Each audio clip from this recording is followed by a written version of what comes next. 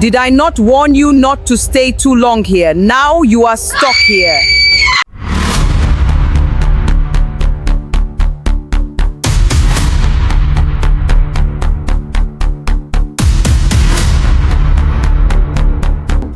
What was supposed to be a normal trip turned into something they were uncompletely prepared for.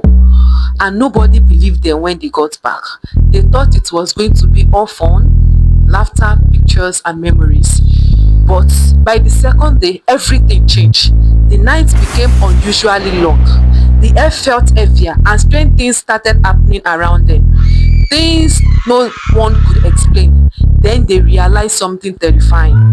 Not everyone that went for the excursion made it back. Some were missing, some were taken, some were stuck, and the ones that came back could not recover from the trauma. I remember this story very well because it was told to me by someone who actually experienced it, and I also know the place where it happened. In fact, my secondary school was not far from there in the western parts of Nigeria. So when I first heard it didn't feel like just a story. It felt too close to reality. Because sometimes the scariest stories are not the ones you hear from strangers, but the ones that happen somewhere you know. Yemi, Jennifer, David and Solomon decided to go for an excursion. They were leaving Lagos, heading to a village in the western part of Nigeria. What they called an adventure was about to become something else entirely. They heard many stories about the village before the trip. Wonderful, strange, and even scary things people whispered about it. But to them, it all sounded like exaggeration and village tales. So they decided to visit it. When they finally entered the village, something unusual was happening. The entire village was gathered, celebrating with loud joy and energy. It looked like a festival, but none of them understand what it was. What are they celebrating? Why is everyone so happy and full of joy? We are celebrating a festival called Opa Odun. This festival will use 7 days to celebrate it. Come and join us. What is Opa Odun? A celebration you are flagged happily and you won't feel the pain. Yemi, Jennifer, David and Solomon were completely shocked. They could not understand how pain could turn into laughter. So they brought out their phones and started recording everything. The villagers welcomed them but also warned them about one rule. Once it reached 7 p.m, everyone must go indoor without exception. No one was allowed to remain outside after that time. When they asked why, the villagers became unusually quiet. Then one of them finally spoke in a lower, serious voice. They said that once it is 7 p.m, the spirit comes outside to carry the sacrifices that was made by the villagers. Anything that the spirit sees, both living and the dead, will be carried away by the spirit. So most times it's not advisable for humans to stay after 7 p.m. By the time the sky turned dark, the village became strangely silent. The earlier joy disappeared. That was when they realized the warning was about to begin. They were also given another strict warning before nightfall. No one was allowed to turn on the light inside the room. It was said that the light attracts the spirits in the village. Exactly 9 p.m, David decided to do something strange. As a Lagos boy, he decided to on the light. Immediately he on the light, he saw a strange stone hit the bulb and turn off the light. Everywhere was dark. They were all scared. Yemi, the easy one, said, but we were warned not to turn on the light. David, why do you behave like this? So they were all scared. The following morning, they all heard a sound outside. It was sound of celebration, loud and continuous. The villagers were dancing as if nothing had happened the night before. Yemi, Jennifer, David and Solomon stepped outside in confusion. They could not understand how the celebration was starting again. It felt like the villagers never truly want to sleep. They began to wonder how many days this festival actually lasted. The energy, the dancing and the chanting felt endless. So they asked one of the villagers standing nearby. The villagers calmly said it was a 7-day celebration. Every year, the entire week was dedicated to Opa Odun, and no one was allowed to leave until it was completed. As they watched, they noticed something even more unusual. The villagers were slowly moving in one direction together. It looked like they were being drawn towards something deeper. Curiosity pushed the four friends to follow them from a distance. They walked behind the crowd, carefully not to be noticed, and that was when they saw them entering the forest. The forest was thick, silent, and strangely intimidating. Even the sound of celebration became muffled inside it. It felt like stepping into another world entirely. At the middle of the forest stood something they had never imagined. A massive ancient tree. Big. It has two branches. The tree was so large it seemed almost unnatural in design. It had two massive roots spreading like walking legs, and its branches twisted downward, turning back into roots again. The structure looked too perfect, almost as if designed by an architect. Every curve and shape seemed intentionally formed over time, and as they stared at it, they all felt the same silent fear. And the tree was not just a tree. The villagers stopped when they reached the ancient tree. They formed a circle around it and began to pray intensely. The atmosphere shifted again, becoming quiet and deeply serious.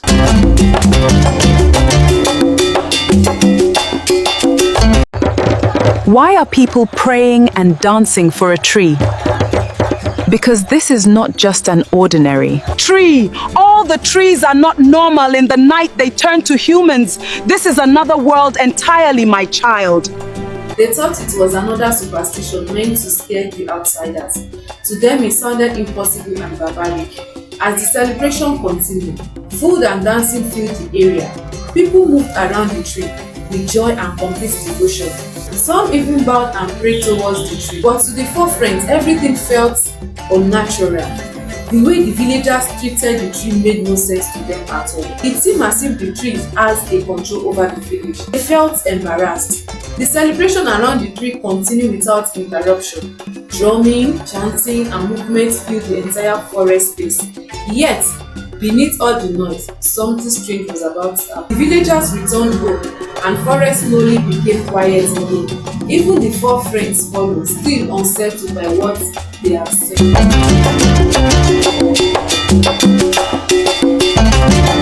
Do you believe that those trees are human? True. There is only one way to find out. Let's go and see for ourselves. I don't think this is a good idea, and let's leave these people alone with their culture and celebrate with them instead of looking for trouble. Don't be scared, we will go in the night. Let's go and explore. Yemi, is that not why we are here?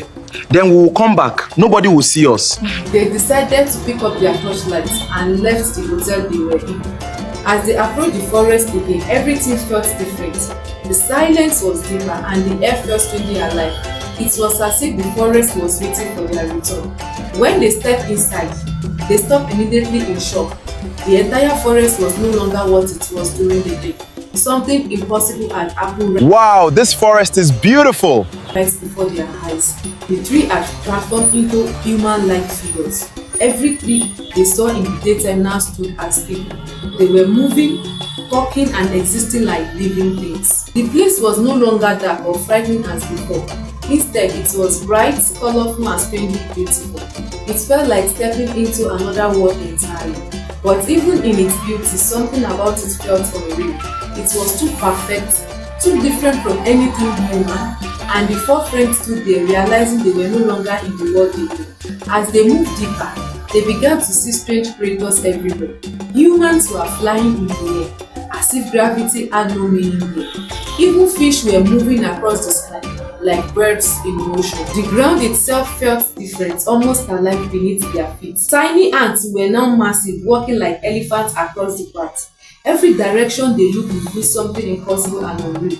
Then they saw humans with two hands, speaking at the same time. Some others had three heads, each talking with different expressions. It was like nature itself had been rewritten in that place. There were humans with multiple hands and extra legs moving around. Some had too many eyes, blinking in different directions at once. Yet they all moved as if it was completely normal. To their greatest shock, life was still going on like a normal society. People were buying and selling in what looked like a busy market. There were order, structure, and daily activities everywhere with them. But what disturbed them most was something they did not expect. Among all these strange beings, they saw little children playing. The children laughed and ran around as if nothing was wrong. The four friends stood frozen to process what they were seeing. This was no longer just a strange forest or village tradition. It felt like an entirely different world existing beside theirs. David tried to speak, but no words could properly come out. Solomon and Jennifer simply stared, overwhelmed by confusion and fear.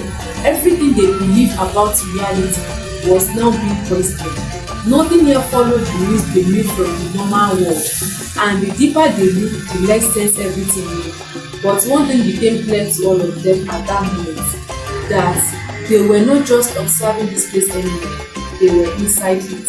And getting out might not be easy as walking back.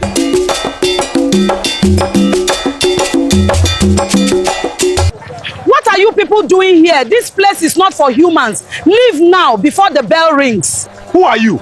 I am the guardian of this forest. This place used to be a peaceful village, and these people you are seeing are once humans. And then what happened to them? Long time ago, there was a great war, and the warriors were already coming to enslave the villagers. So the villagers decided to forest, making warriors not to be able to enslave the villagers as they were trees, and the warriors did not know. But when they wanted to transform to humans, not everyone could transform to human again.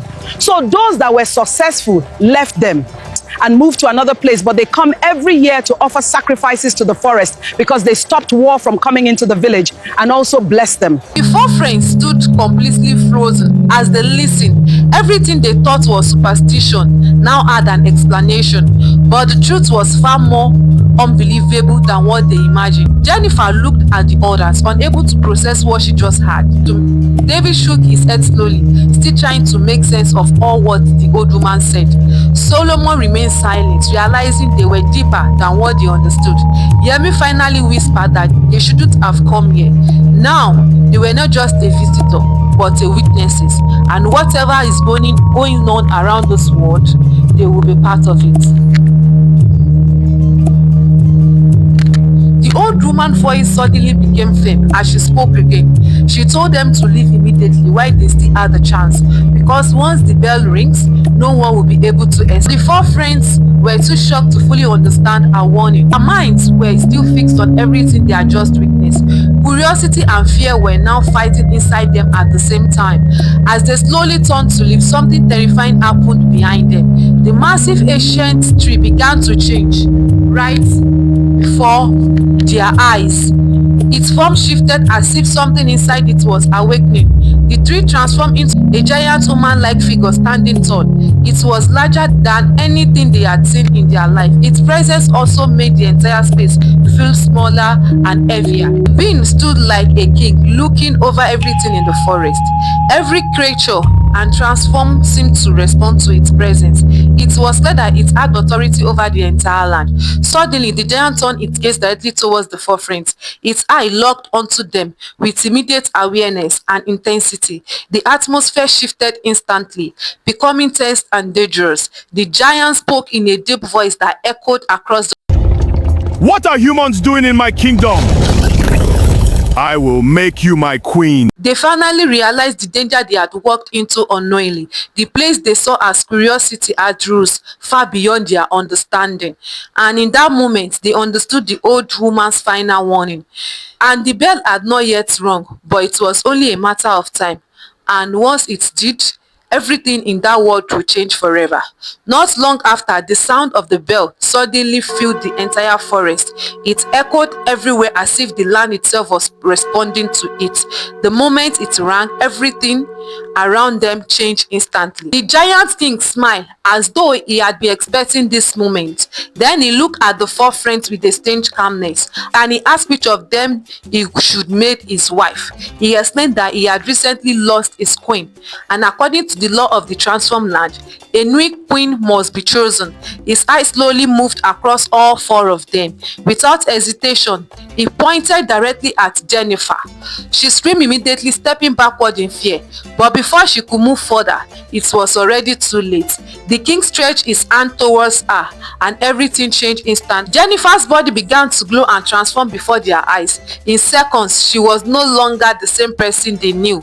She had become a queen, dressed, changed, and bound to the king's word. Her expression showed confusion, as if she was trapped between two realities. The others shouted her name, but she could no longer respond the same way. The king then turned his attention to the remaining three friends. He ordered that they be captured and taken into prison immediately. Guards began to move towards them from every direction. In fear, Yemi, David, and Solomon turned and started running. They pushed through the strange forest, trying to escape quietly, but the forest no longer looked like the same as before. As they run, the forest seemed to grow bigger and wider. Path changes, trees shifted, and nothing stayed in one place. It was as if the environment was actively trapping them. Soon they realized the worst part of it all. They could no longer find their way back to the village or the exit. They were completely lost inside a living world that refused to let them go. When the day broke, the entire world around them had changed again. What looked like people before now became part of the forest, but the danger was not gone because the forest was still alive. The trees began to move slowly as if they were following orders.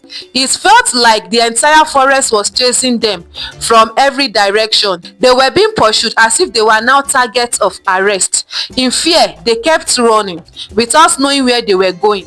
Their breath was heavy and their strength was slowly reducing, but stopping was not an option in that strange living world. In the darkness, they suddenly saw the old woman standing ahead, the same gatekeeper who had warned them before everything began. She looked at them with disappointment and calm authority. She said she had warned them clearly before they entered. Now they were trapped into the laws of the forest forever, and only one thing could determine if they would survive. She explained that their hearts would be tested by the forest. Only the one with a true clean heart would pass through safely. The rest will remain trapped within the forest forever. One by one, the test began, revealing their deepest fears and choices. Only Yemi was found worthy after facing the final trial. She was the only one who allowed to leave the forest safely. As the others remained behind, Yemi was slowly guided back.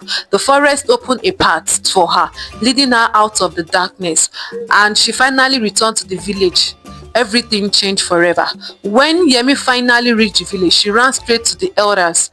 Breathing and shaking, she explained everything that had happened, but the elders looked at her as though she was telling a story. They told her there was nothing anyone could do about it, that what she described belonged to a place beyond human control, that once someone is taken there, return is almost impossible. But Yemi insisted, her voice shaking as she revealed something important.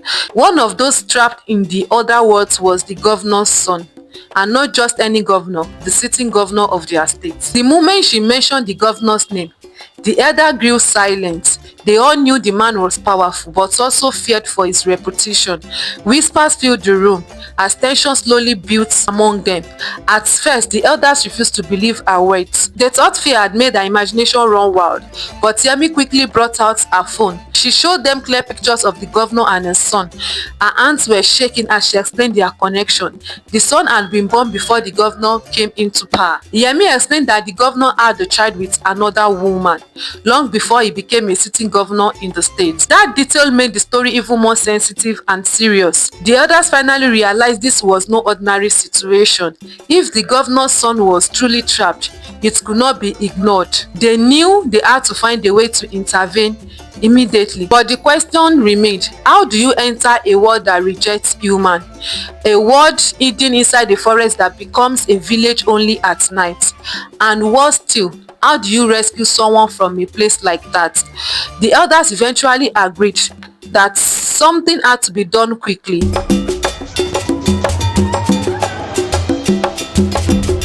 Hello guys, I want to give a shout out to my wonderful fans Migaiza and Deborah from Ghana, Camille from Jamaica, Josephine and Jamila from Ghana, Sonia from Liberia, Nini from Suriname, Faith from Nigeria. Also, happy International Nurses Week. A very big thank you to Latest from Nigeria. If you want make I give you shout out for my next video, join my WhatsApp family. The link there my pinned comment. See you for the group.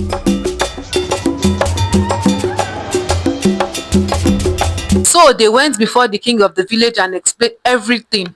The king listened carefully as Yemi narrated all that happened. After hearing the story, the king immediately called for the chief priest. The chief priest arrived dressed in white traditional garments and beads. The atmosphere became serious as everyone waited for his decision. The chief priest explained that the forest had been offended deeply, and for the trapped souls to be released, appeasement must be made. Without it, the forest will never allow them to return fully.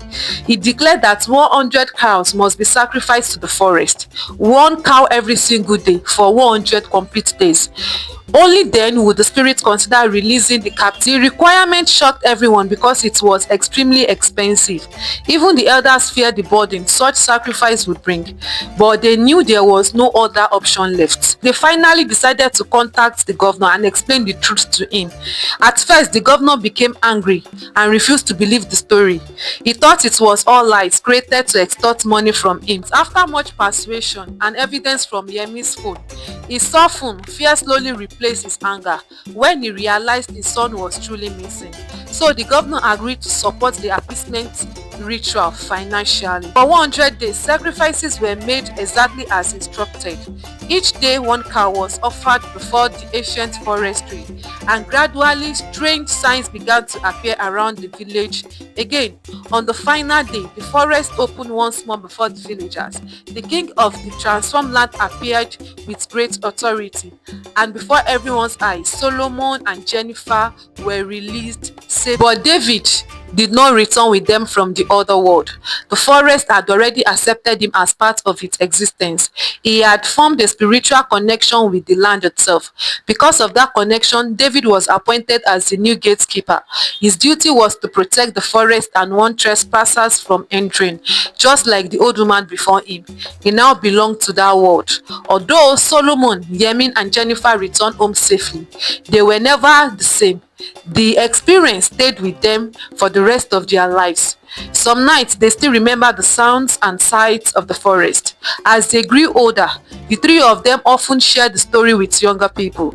They warned them never to mock traditions or enter places they do not understand, because not every mystery in life is meant to be explored carelessly. And once in a while, the three friends still visited the village quietly, not out of fear anymore, but to greet their old friend David, the gatekeeper who remained between two worlds forever. The story teaches that curiosity without wisdom can lead people into danger. Some traditions and ancient warnings deserve respect, even when we do not understand them, because sometimes the unseen world is far more real than we think. Thanks for watching this video. Drop your comments. What do you say about the story? See you in my next video. Bye.